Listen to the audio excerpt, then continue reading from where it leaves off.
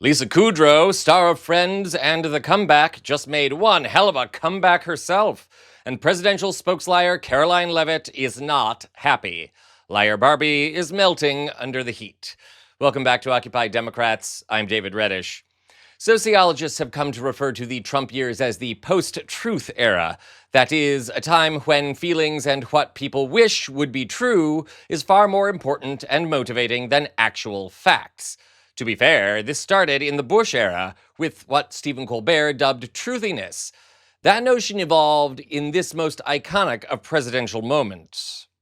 I did answer your question. No, you did not. You did not answer the question of why the president asked the White House press secretary to come out in front of the podium for the first time and utter a falsehood. Why did he do that? It undermines the credibility of the entire White House press office on day one. Don't be so overly dramatic about it, Chuck. You're saying it's a falsehood, and they're giving Sean Spicer, our press secretary, gave alternative facts to that. But the point remains. Wait a minute. Alternative facts? Alternative facts, 4 of the 5 facts he uttered. The one thing he got right was Zeke Miller. 4 of the 5 facts he uttered were just not true. Look, alternative facts are not facts. They're falsehoods. Dear Lord. That Crypt Keeper moment still makes me sick. Don't worry, though. This gets better, so stay with me. I show that clip of Kellyanne Conway to make a point that the Trump administration has always had an antagonistic relationship with the truth, not just the press. That continues into the present day with White House spokesperson Karoline Leavitt, a woman who looks like she aspires to be enslaved in a fundamentalist Mormon cult. I mean, we're talking Warren Jeffs level here. But I digress.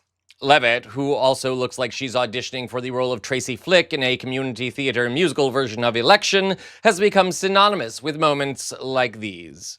The president absolutely supports peaceful protests. He supports the First Amendment. He supports the right of Americans to make their voices heard. He does not support violence of any kind. He does not support assaulting law enforcement officers who are simply trying to do their job. It's very clear for the president what he supports and what he does not. Unfortunately for Democrats, that line has not been made clear, and they've allowed this unrest and this violence to continue, and the president has had to step in.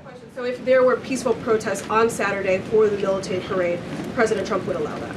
Of course the president supports peaceful protests. What a stupid question. We have seen mobs of violent rioters and agitators assaulting law enforcement officers, assaulting our federal immigration authorities. And we have seen, as I said, this goes back to what this administration is trying to do and accomplish, and that's enforcing law and order in our nation's communities. If I said that woman gave me a headache, it would be giving her too much credit. I have to wonder how she sleeps at night and how much longer she'll last, either because she gets a show on Newsmax or because she goes barking mad and ends up in a padded room. I'm sure she'd still be giving White House briefings there to the orderlies, and they would make about as much sense. And if you find people like Leavitt and Conway frustrating, it turns out you're not alone. Black Mirror creator Charlie Booker and his collaborator Annabelle Jones just dropped a clip from their new Netflix film, Death to 2020, a new mockumentary coming to Netflix. And if this clip is any indication, not only will the whole thing come with knives out for the Trump administration, Ms. Kudrow should be dusting off her shelf for another Emmy. Take a look. The whole impeachment thing was baseless, okay? So the Democrats claim that Trump pressured Ukraine into digging up dirt on the Biden family, and their only real evidence of that is a transcript of him doing it. So what did he say on the transcript? What transcript? Well, you just mentioned a transcript. Check your tape. I said no such thing. You said the only real evidence was a transcript of Trump pressurizing Ukraine. There's no such place as Ukraine. Yes, there is. I choose to believe there is not. In March, the president said the pandemic would simply go away, didn't he? Okay, see, this is what the media does. You lie, fabricate, fantasize. The president never said that. It will go away. Just stay calm. We want to protect your shipping industry. Okay, I know this doesn't fit with your agenda, but this never happened.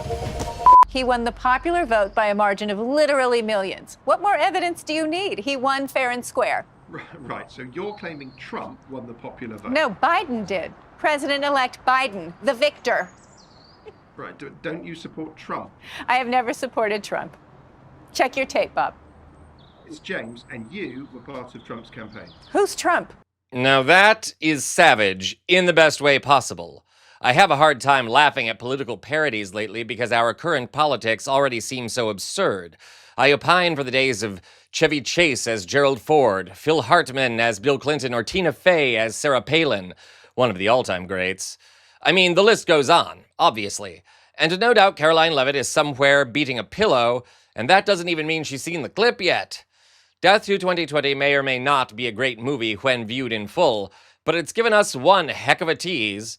Bring on the Trump parodies, I say. Lord knows we all need a laugh. This is Occupy Democrats.